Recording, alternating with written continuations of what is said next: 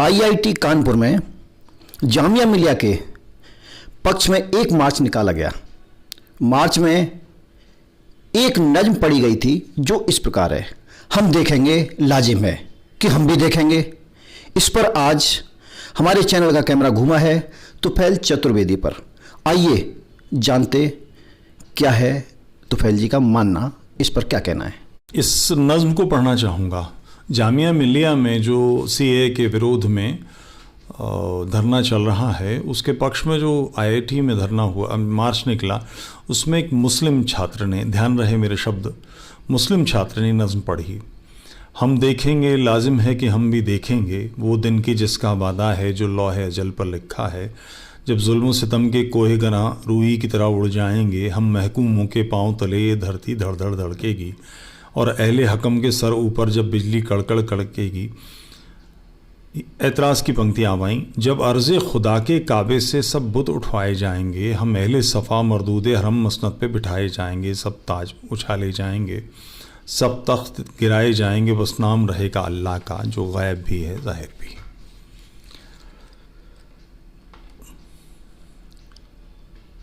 ये नज़्म, इसके पक्ष में आए हुए लोग विशेष रूप से जावेद अख्तर साहब और मुनव्वर राना साहब, ये दोनों मेरे सीनियर शायर हैं। उन्होंने कहा है कि ये नज़्म ज़िया-उल हक़ के विरोध में लिखी गई। साहब माने लेते ज़रूर लिखी होगी, मगर कोई ये बताए कि इस नज़्म में जब अर्ज़ खुदा के काबे से, खुदा की धरती, अर्ज़ खुदा की धरती के काबे से सब बुत उठवाए जाएंगे। ये ध्यान रहे कि मोहम्मद ने काबे में जब मक्का को जीता था और वहाँ के मूर्ति पूजकों को खदेड़ा था, तो उसके बाद 360 मूर्तियाँ ढाई थीं, जिसे काबे से मूर्तियों का हटाना या काबे से बुत उठवाना कहा जाता है। जब अर्ज़ खुदा के काबे से सब बुत उठवाए जाएंगे, हम अहले सफ़ा मरदूद हरम मसनद पे बिठाए जाएंगे, बस नाम रहेगा अल्लाह का। ये शब्द यहाँ क्या कर रहा है? आखिर इनकलाब जिंदाबाद कहने के लिए, ज़िया-उल हक़ मुर्दाबाद कहने के लिए बस नाम रहेगा अल्लाह का बोलने की क्या ज़रूरत है? ज़िया-उल हक़ बुत थे और फैज़ अल्लाह के हमजोली थी, ये तो कभी सुनने में नहीं आया। मलयाली भाषा के एक प्रतिष्ठित लेखक ताक्षी शंकर पिल्लई ने, जिन्हें 1957 में साहित्य अकेडमी पुरस्कार और 1984 में ज्ञानपीठ पुरस्कार मिला है, ने ताशकंद में घटी हुई एक घटना लिखी है। सोवियत रूस के ज़माने में अफ्रीकन एशियाई लेखकों का एक सम्मेलन किया गया था। ताक्षी ने पाकिस्तान, भारत और बांग्लादेश के लेखकों से कहा कि चूंकि हमारा इतिहास और संस्कृति एक रही है, इसलिए हमें एक संयुक्त बयान जारी करना चाहिए। आपको जान के मज़ा आएगा, फैज़ इसमें अड़ गए। उन्होंने कहा कि हमारा इतिहास, हमारी संस्कृति, हमारी परंपराएं अलग हैं। पाकिस्तान में इतिहास पढ़ाया जाता है कि पाकिस्तान का इतिहास 712 ईस्वी में भारत पर मोहम्मद बिन कासिम के हमले से शुरू होता है। मैं ये तो नहीं कह सकता कि फैज़ इसी बात को मानते थे, मगर इसके अलावा कोई और सोच थी तो कभी जाहिर नहीं हुई और कोई तर्क है भी नहीं। फैज़ लेफ्टिस्ट ग्रुप के बड़े प्यारे शायर हैं, उनको बड़ा वामपंथी ये सब बनाया जाता है, मगर कभी भी उनके मुंह से वामपंथ यानी सांप्रदायिक एकता की बातें, धर्मनिरपेक्षता की बातें कभी सुनने में नहीं मिली। 1971 में वो जिंदा थे। उस समय में पाकिस्तान पूर्वी पाकिस्तान और पश्चिमी पाकिस्तान में बटा हुआ था। पश्चिमी पाकिस्तान यानी वर्तमान पाकिस्तान की सेना ने पूर्वी पाकिस्तान में 30 लाख से अधिक लोग मार दिए। ये सिविलियंस थे, अपने ही समाज को मारा। फैज़ अहमद फैज़ के मुंह से कभी कोई सुनने में नहीं आया। आज सीए जिन लोगों पर लागू हुआ है, जिन लोगों के कारण बना है, वो पाकिस्तान के और बांग्लादेश के हिंदू हैं, अफगानिस्तान के हिंदू हैं। पाकिस्तान से आने वाले हिंदू लगभग 100% ही समझिए वो दलित वर्ग के हैं। फैज़ अहमद फैज़ की कभी कोई आवाज़ इनके पक्ष में नहीं सुनाई दी। तो बड़ी ये चयनित वामपंथ है। स्कॉच पीना, पिलाना, सिगरेट पीना, जीन्स पहन लेना महिलाओं का पाकिस्तान में उन्हें लेफ्टिस्ट कहलाने के लिए पर्याप्त होता है। चाहे वो अंदर से कितने ही कैसे ही हों। है क्या कि सभ्य संसार और इस्लामी दुनिया के चिंतन जीवन में इतनी दूरी है कि सभ्य संसार जानता ही नहीं है कि इस्लामी चिंतन है क्या, वहाँ चल क्या रहा है। इस्लामी दुनिया में एक लफ्ज़ बहुत इस्तेमाल होता है, कव्वालियों में, गानों में बहुत इस्तेमाल होता है, हक बात। हक बात का अर्थ सामान्य व्यक्ति सच बात करेगा, मगर मुस्लिम दुनिया में हक बात का मतलब है कि अल्लाह को मानना, उसकी किताब कुरान को मानना, उसके पैगंबर मोहम्मद को आखिरी पैगंबर मानना बिल्कुल अलग चीज़ें हैं। जैसे ईमानदारी का कोई भी सामान्य व्यक्ति अर्थ ये करता है कि जो आर्थिक रूप से शुचितापूर्ण हो, स्वच्छ हो, जबकि ईमानदारी का इस्लामी संदर्भ में मुसलमानों के अर्थ है जो मोहम्मद को पैगंबर मानता हो, अल्लाह को मानता हो। मनमाने अर्थ लोगों ने कर रखे हैं। एक्चुअली है क्या कि इस्लाम मुसलमानों पर इतनी जकड़बंदियां लाता है कि ज़रा सी भी कहीं से कोई सांस लेने की भी छूट मिल जाए तो लोग ये मान लेते हैं कि बड़ा लिबरल है। फैज साहब कम्युनिस्ट थे तो कभी सुनने में तो नहीं आया कि उन्होंने इस्लाम के विरोध में कुछ कहा हो। जावेद अख्तर जो अपने आप को एथीस्ट कहते हैं, उनका कोई कर्तव्य नहीं, कभी सुनने में नहीं आया उन्होंने कभी कहा हो कि झटके या हलाल मांस में कोई अंतर है। कभी बोले हो कि गौ मांस और सुअर का मांस एक ही है, दोनों ही मांस है, मांस खाओ तो एक बात है, नहीं तो नहीं। ऐसी कोई बात कभी नहीं आती। जावेद अख्तर साहब खुद भी 1971 में 26 साल के थे और मुनव्वर राना 21 साल के थे। इनकी जबान, मुंह पे पट्टी बंधी थी, इनकी जबान बंद थी, एक लफ्ज इन्होंने नहीं कहा। चलिए उस समय मान लेते हैं छोटी उम्र रही होगी। 1989 में कश्मीर से हिंदू निकाले गए, तब कहां थे जावेद अख्तर, कब कहां थे मुनव्वर राना? एक लफ्ज इन्होंने नहीं कहा। जावेद अख्तर साहब का एक वीडियो बड़ा वायरल हुआ है और यूट्यूब पे उपलब्ध है, जिसमें वो अपने आप को कहना है कि I am atheist, I don't believe in God. ये बहुत सावधानी से धूर्तता भरी चाल है। वो गॉड की परंपरा से नहीं आते, वो अल्लाह की परंपरा से आते हैं। उन्हें यह कहना चाहिए कि मैं अल्लाह में यकीन नहीं रखता, मोहम्मद को उसका पैगंबर नहीं मानता, एक लफ्ज वो नहीं कहेंगे। अफ्रीका के जैसे कुछ कबीले हैं जो ये मानते हैं कि वो सूरज और चांद की संतान है, और मैं कहूं कि मैं इस बात को नहीं मानता कि मैं सूरज चांद की संतान हूं। इसका मतलब क्या है? ये दूसरे के घोड़े के हंटर मारना और अपने गधे को गाजर खिलाने के बराबर है। ये बहुत चालबाजियां हैं। एक लफ्ज ऐसा मुंह से नहीं निकला। जावेद साहब से मेरी जाती मुलाकात है, कभी कोई ऐसा काम किया हो, सिर्फ शराब पी लेना और इस तरह की बातें करना, सांप्रदायिकता के विरोध में कहीं कोई बात कुछ की हो। शोले पिक्चर का आपको ध्यान होगा, उसमें एक बड़ा सीन है कि भगवान शंकर की मूर्ति के पीछे से एक मजाक उड़ाया, बेहुदा सीन लिखा है। वो कहते हैं कि मैं आज ऐसा सीन नहीं लिख सकता। पूरी पिक्चर में एक जो बिल्कुल खामखा का सीन है वो है रहीम चाचा, कि रहीम चाचा के बेटे को गोली मार दी गई है। उस गांव में 2 ही मुसलमान हैं। वो लड़का मर गया, अचानक अजान होती है तो रहीम चाचा कहता है कि अल्लाह बुला रहा है, नमाज का वक्त हो गया है। वो अपने बेटे की लाश छोड़ के चल देता है। आपके दर्शकों के मन में इस्लाम की पवित्रता, नमाज की पाबंदी उन्होंने बैठा दी। अब यहाँ मैं तो सवाल पूछूंगा साहब कि जिस गांव में 2 ही मुसलमान थे तो ये अजान कौन दे रहा था? जावेद अख्तर। सच यही है। ये धूर्त लोग हैं और आपको उल्लू बनाने के लिए सब काम करते हैं। मुनव्वर राना साहब बहुत सुलह कुल, कौमी यकजहती, सांप्रदायिकता, एकता का दावा तो करते हैं। इनकी किताब है सफ़ेद जंगली कबूतर दूसरी ढलान से उतरते हुए, जिसमें इनके निबंध हैं, कोई भी पढ़ ले, उपलब्ध हैं किताबें। उनके दुनिया जहान पर उन्होंने लिखा है इन लेखों में, मगर हर लेख में, मैं दावे से कह रहा हूं, हर लेख में बाबरी मस्जिद कांधे से कांधा, कूले से कूला लगाए शरीक होती है। ऐसा कैसे है साहब? ये सांप्रदायिक एकता कहाँ से हो गई? उनकी एक नज़्म है, गज़ल की फॉर्मेट में कही हुई बड़ी लंबी नज़्म है, मुहाजिरनामा। मैं समझ नहीं पाता कि सांप्रदायिक एकता चाहने वाले व्यक्ति को भारत को छोड़कर जाना, भारत माता को त्याग कर जाने वाले व्यक्ति के लिए दर्द कैसे हो सकता है? वो उसकी मानसिकता से कोई बात कैसे कर सकता है? महाजरनामा की भूमिका में वो लिखते हैं, मैं हिंदुस्तान की तकसीम को ज़मीन का बंटवारा बिल्कुल नहीं समझता। मैं इसे दुनिया की एक ज़हीन कौम और अजीम हिंदुस्तान से यहूदियों और ईसाइयों का खौफनाक इंतकाम समझता हूँ। साहब, हिंदुस्तान से यहूदी और ईसाइयों की कोई दिक्कत मुझे तो नहीं पता।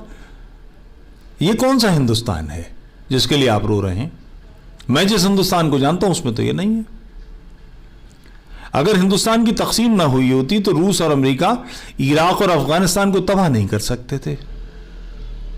हमारी जिम्मेदारी है कि हम इराक और अफगानिस्तान के पर जो भी कुछ हो रहा है उसकी सपोर्ट हम करें। तालिबान वहाँ गए तो हम तालिबान की सुरक्षा करें। उन्होंने 9/11 किया, ट्विन टावर्स गिरा दिए, तो वहाँ उसामा बिन लादेन को मारने न दें, ये हमारी जिम्मेदारी है। मुनव्वराना इतने ये है उनकी कौमी यकजहती। ऐसी आहें भरते हुए शब्द, ऐसी सिस्कारियाँ भरते हुए वाक्य, ऐसी हाहाकारी वाचाली करते हुए उन्हें कभी नहीं सोचा कि इसके लिए जिम्मेदार कौन है। सदियों से जाहिल, पढ़ाई लिखाई से दूर मुस्लिम समाज इनके लिए ज़हीन कौम है और यहूदी और ईसाई इससे इंतकाम लेना चाहते हैं। उन्हें अरबी तेल के ठिकानों पर अमेरिका का प्रभुत्व दिखाई देता है। कभी आपको सूझा है कि अरब के तेल निकालने में अरबों की क्या जिम्मेदारी है? इन्होंने इसमें क्या किया है? धरती भर इनकी है, बाकी तो इन्होंने कुछ नहीं किया। परले सिरे का अय्याश, मगर धर्मांधता आंखों पर पट्टी मान देती है। मुनव्वराना साहब की आंखों पर मजहब की, दीन की पट्टी बंधी हुई है। कभी आपको दिखाई दिया कि हिंगुलाज भवानी के मंदिर खंडर हो गए? नानकाना साहब के गुरुद्वारे और ऐसी हजारों स्मृतियों पर आपकी कलम कभी नहीं रोती? उनकी किताब से बानगी के 2 शेर पेश करता हूँ। बहुत रोई थी हमको याद करके बाबरी मस्जिद, उसे फ़िरक़ा परस्तों में अकेला छोड़ आए हैं। गले में हाथ डाले घूमते थे मुख्तलिफ मज़हब, वो काशी छोड़ आए हैं, वो मथुरा छोड़ आए हैं। आपको ध्यान है कि काशी और मथुरा में भगवान राम की जन्मभूमि पर तो विवाद सुलझ गया। काशी में काशी विश्वनाथ के मंदिर को तोड़कर, इसके तो लिखित उल्लेख हैं, कृष्ण जन्मभूमि को तोड़कर ईदगाह बनाई गई, मस्जिद बनाई गई। ये मुख्तलिफ मज़हब का गले में बांधे डालकर घूमना है? ये चयनित सांप्रदायिकता है। अपने गधे को गाजर खिलाना, दूसरे के घोड़े के हंटर मारना। वो फरमाते हैं, अपनी जो मामा बहुत करते हैं उसकी माँ की किताब की भूमिका में कहते हैं, सियासत की बिसात पर दुनिया की सबसे ज़हीन कौम मोहरा बनकर रह गई। ये कैसी तक़सीम थी जिसका हिसाब आज तक नहीं लग सका। ये कैसा फ़ैसला था जिसने ताजमहल के टुकड़े कर दिए। कश्मीर के 2 हिस्से हो गए, जामा मस्जिद आधी हो गई। सब जामा मस्जिद को क्या हुआ? ताजमहल को क्या हो गया? कुछ भी तो नहीं। कश्मीर अलबत्ता हमारा हिस्सा था, उस पर कब्जा पाकिस्तान ने कर लिया। यह स्वीकार करते हुए आपको तकलीफ नहीं होती? पाकिस्तान में मंदिर खंडर हो गए, गुरुद्वारे खंडर हो गए, चर्च समाप्त कर दिए गए, वो आपको दिखाई नहीं देता। आप यहां पर इन इस्लाम की इन ऐबदारियों का खमियाजा भी हिंदू भुगतेंगे जो इसके विक्टिम हैं। ये विक्टिम कार्ड चलने के उस्ताद लोग हैं। बदमाशियां भी करेंगे और उसके बाद अपने आप को ये साबित करेंगे कि हमारे साथ जुल्म हो रहा है। आप बहुत मामा की शायरी करते हैं, आपको भारत माता गौ माता नहीं दिखाई देती? कभी कोई मुनव्वराना साहब आपके साथ, मैंने 10 मुशायरे पढ़े हैं, जावेद साहब आपके साथ भी मुशायरे पढ़े, मुझे ध्यान नहीं पड़ता कि कहीं आपने किसी सांप्रदायिकता के सवाल पर कोई आवाज़ उठाई हो। मैं कुछ शेर पढ़ता हूँ, ये आपके सामने पढ़े गए हैं, आपके दोस्त हैं ये लोग। हमें तू गजनवी का हौसला दे, हमें तू गजनवी का हौसला दे, मुसलसल हार से तंग आ गए हैं। कभी आपने नवाज देवबंदी को पकड़ा कि तुम क्या कर रहे हो, जहर फैला रहे हो, भारत पर हमला करने वाले के पक्ष में शेर कह रहे हो। हर शख्स खजूरों की जड़ें काट रहा है, पीपल के तले कोई दिखाई नहीं देता। कभी आपने इस पर कुछ कहा? हमारे सर की फटी टोपियों पे तंज न कर, हमारे सर की फटी टोपियों पे व्यंग न कर। हमारे ताज अजायब घरों में रखे हैं। राहत इंदौरी के शेर पर कभी आपने कहा कि राहत तुम्हारे इस किए से क्या नुकसान होगा, सांप्रदायिक एकता तार तार हो जाएगी? कभी कोई मुंह से लफ्ज निकला? आपने उस लड़के से जिसने ये नज्म पढ़ी है उससे कहा कि तुम इस नज्म का तुमने चयन क्यों किया? जहां मूर्तियों को गिराने की और अल्लाह का नाम रखने की बात हो, वो बात लोगों को बितकाएगी नहीं? आपके मुंह से कोई शब्द क्यों नहीं निकला? उर्दू में हजरत मीर तकी मीर, हजरत गालिब के बाद तीसरा नाम इकबाल का लिया जाता है। पाकिस्तान का ये जनक था, इसने पाकिस्तान की बुनियाद डाली थी जहनों में। उसकी एक नज्म है शिकवा, उसके कुछ टुकड़े पढ़ रहा हूं। मुसलमान अल्लाह से शिकवा कर रहा है,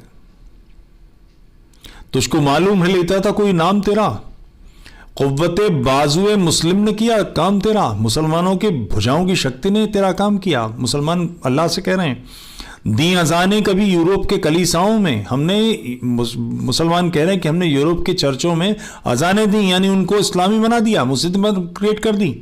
कभी अफ्रीका के तपते हुए सहराओं में नक्श तौहीद का हर दिल पर बिठाया हमने, जेरे खंजर भी ये पैगाम सुनाया हमने, किसकी हैबत आतंक, किसकी हैबत से सनम मूर्तियां, किसकी हैबत से सनम सहमे हुए रहते थे, किसके आतंक से मूर्तियां सहमी हुई रहती थीं।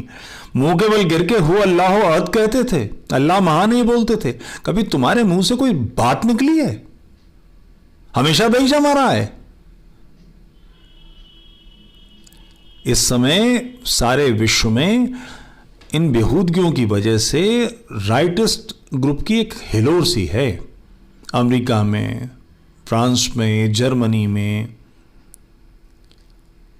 हर जगह। और उसका कारण दक्षिणपंथियों का कार्य नहीं है, उसका कारण इस्लामियों के काले झंडे 8-8, 9-9 साल की लड़कियों के गलों में चेने बांध के उन्हें गुलाम बनाते हुए, उन्हें सेक्स स्लेव बना के बेचते हुए आईसिस के लोग, तालिबान की हरकतें, ये हैं जो खुलकर कहते हैं कि यही इस्लाम है, यही कुरान है। और वो सही कहते हैं। आप जिस चीज को ढकने की कोशिश कर रहे हैं वो सब कुछ उपलब्ध है। ईमानदारी की बात यह है कि ये सारे आप जैसे सारे लोग कहने के लिए सांप्रदायिक एकता की बातें करते हैं, मगर अंदर से बिल्कुल हरियल चांद तारे हैं। अगर नहीं है तो कृपया बताइए कि इतने जीवन में आपने सांप्रदायिकता को खत्म करने के लिए सांप्रदायिकता का बीज तो डाला ही इस्लाम ने है। आपने कब कोई एक लफ्ज कहा? कृपया प्रमाण दीजिए और मुझे गलत साबित कीजिए, मैं बहुत प्रसन्न होऊंगा। क्योंकि इस सांप्रदायिकता की समस्या का समाधान मुसलमान ही कर सकते हैं, क्योंकि चिंतन उन्हीं का सांप्रदायिक है। हिंदू सांप्रदायिकता तो बड़े थोड़े से पैमाने पर इनकी जवाबी कार्रवाई जैसी है। राष्ट्र को सुरक्षित रहना है, राष्ट्र को बेहतर होना है, तो सांप्रदायिकता नष्ट करनी पड़ेगी। और वो सांप्रदायिकता का बीज है ही इस्लाम के साथ। कृपया बताएं, मैं प्रतीक्षा कर रहा हूं। नमस्ते।